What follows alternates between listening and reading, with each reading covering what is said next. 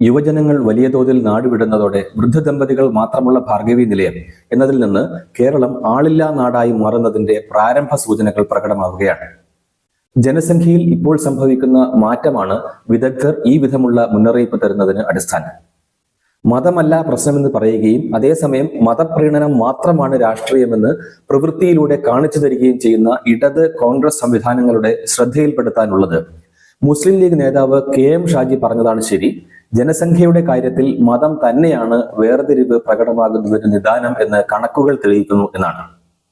ഹൈന്ദവ ക്രൈസ്തവ ജനസംഖ്യാ വളർച്ച നെഗറ്റീവും മുസ്ലിങ്ങളിൽ ജനസംഖ്യാ വളർച്ച പോസിറ്റീവുമാണ് കേരളത്തിൽ. ജനനത്തിന്റെ എണ്ണവും അതുപോലെ മരണത്തിന്റെ എണ്ണവും തമ്മിലുള്ള അന്തരമാണ് ജനസംഖ്യാ വളർച്ച പോസിറ്റീവോ അല്ലെങ്കിൽ നെഗറ്റീവോ എന്ന് നിർണ്ണയിക്കുക. കണക്കുകൾ സൂചിപ്പിക്കുന്നത് കേരളത്തിന്റെ ജനസംഖ്യ കുറയുന്ന സാഹചര്യമാണ്, അല്ലെങ്കിൽ കേരളത്തിൽ അവരുടെ ജനസംഖ്യ കുറയുന്ന സാഹചര്യമാണ് ഹിന്ദു ക്രൈസ്തവ വിഭാഗങ്ങൾക്കിടയിലെ ജനന നിരക്കിന്റെ കുറവും മരണനിരക്കിന്റെ വർധനയും സൃഷ്ടിക്കുന്നത് അല്ലെങ്കിൽ കാണിക്കുന്നത് എന്നാണ്. ഇസ്ലാം മത വിശ്വാസികൾക്കിടയിൽ മറിച്ചുള്ള സ്ഥിതിയാണ്. മരണത്തെക്കാൾ ജനനമുണ്ട് എന്നതിനാൽ കേരളത്തിന്റെ ആകെ ജനസംഖ്യ വളർച്ചയിലാണ് എന്നും കണക്കുകൾ പറയുന്നു. നാച്ചുറൽ ഗ്രോത്ത് റേറ്റ്, സ്വാഭാവിക വളർച്ചാ നിരക്ക് അഥവാ NGR ഡേറ്റ ഉപയോഗിച്ചാണ് ജനസംഖ്യ കൂടാനാണോ കുറയാനാണോ സാധ്യത എന്ന് വിലയിരുത്തുക. ഇക്കണോമിക്സ് ആൻഡ് സ്റ്റാറ്റിസ്റ്റിക്സ് വകുപ്പിന്റെ വാർഷിക വൈറ്റൽ സ്റ്റാറ്റിസ്റ്റിക്സ് റിപ്പോർട്ടാണ് ഇതിനുള്ള ആധികാരിക രേഖ. 2014 മുതൽ 2023 വരെയുള്ള വാർഷിക വൈറ്റൽ സ്റ്റാറ്റിസ്റ്റിക്സ് റിപ്പോർട്ട് വെളിപ്പെടുത്തുന്നത് ഹൈന്ദവ ക്രൈസ്തവ വിഭാഗങ്ങൾക്കിടയിലെ ജനസംഖ്യ ഇടിവിനെ മറികടന്ന് ജനസംഖ്യാ വളർച്ചയിലേക്ക് സംസ്ഥാനത്തെ നയിക്കുന്ന സാഹചര്യം സൃഷ്ടിക്കുന്നത് ഇസ്ലാം മത വിശ്വാസികൾക്കിടയിലെ ജനസംഖ്യാ വളർച്ച വഴി മാത്രമാണ് എന്നാണ്. 2023 കണക്ക് പ്രകാരം കേരളത്തിലെ ആകെ ഹിന്ദുക്കൾ 1,95,80,705 ആണ്.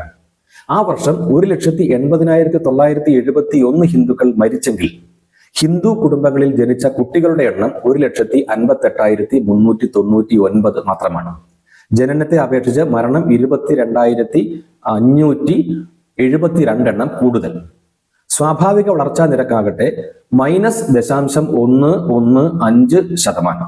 ആ വർഷം മരിച്ച ക്രിസ്ത്യാനികൾ 62,338 പേരാണ്. അതേസമയം ക്രൈസ്തവ കുടുംബങ്ങളിൽ പിറന്ന കുഞ്ഞുങ്ങളുടെ ആകട്ടെ 56,810 മാത്രം. ജനനത്തെ അപേക്ഷിച്ച് മരണം 5,528 കൂടുതൽ. സ്വാഭാവിക വളർച്ചാ നിരക്ക് നെഗറ്റീവ് തന്നെ, 0.084%. മുസ്ലിങ്ങൾക്കിടയിൽ മരണം 59,541 ആണെങ്കിൽ ജനനം 3 ഇരട്ടിയോളം വരും, 1,76,312. മരണത്തെക്കാൾ 1,16,771 ജനനം കൂടുതൽ എന്ന് കണക്കുകൾ പറയുന്നു. സ്വാഭാവിക വളർച്ചാ നിരക്ക് +1.229%. ഇതിലൂടെ ഹിന്ദു ക്രിസ്ത്യൻ വിഭാഗങ്ങൾക്കിടയിൽ അംഗബലം ഇടിഞ്ഞിട്ടും കേരളത്തിന്റെ സ്വാഭാവിക ജനസംഖ്യാ വളർച്ചാ നിരക്ക് 0.249% നിലകൊണ്ടു, അഥവാ പോസിറ്റീവായി തുടരുന്നു.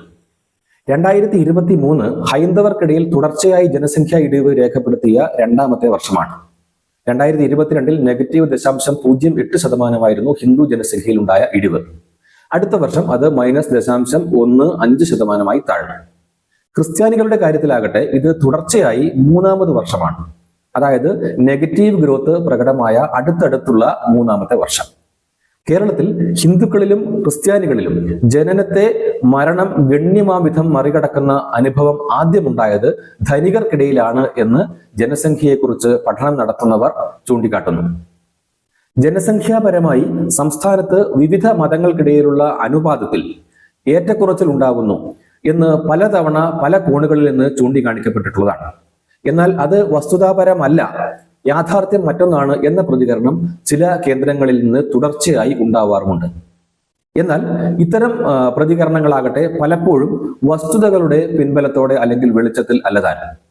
മതങ്ങളുടെ അംഗബലം കേരളത്തിൽ മുൻപത്തെ പോലെ തന്നെ എന്നത് ഉള്ളുപൊള്ളയായ അവകാശവാദങ്ങൾ മാത്രമാണ് എന്ന് വെളിപ്പെടുത്തുകയാണ് വിവിധ മതങ്ങളിൽപ്പെട്ടവരുടെ എണ്ണത്തിലുണ്ടാകുന്ന ഏറ്റക്കുറച്ചിലുകൾ സംബന്ധിച്ച ഈ കണക്കുകൾ.